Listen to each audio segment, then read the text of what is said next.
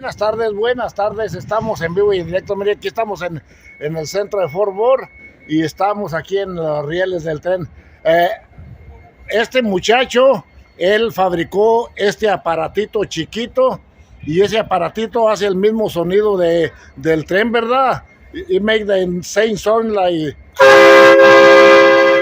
Ándele, este hace el sonido del tren. So you made it?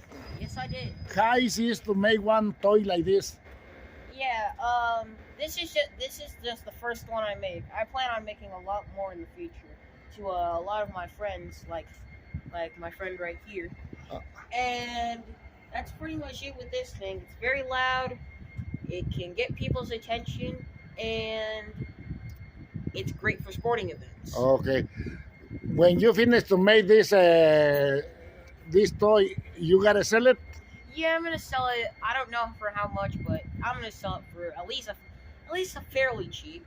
But it can get people's attention. You can prank a lot of your neighbors, friends, and stuff with it. And it's really made for trains like that over there. What is your name?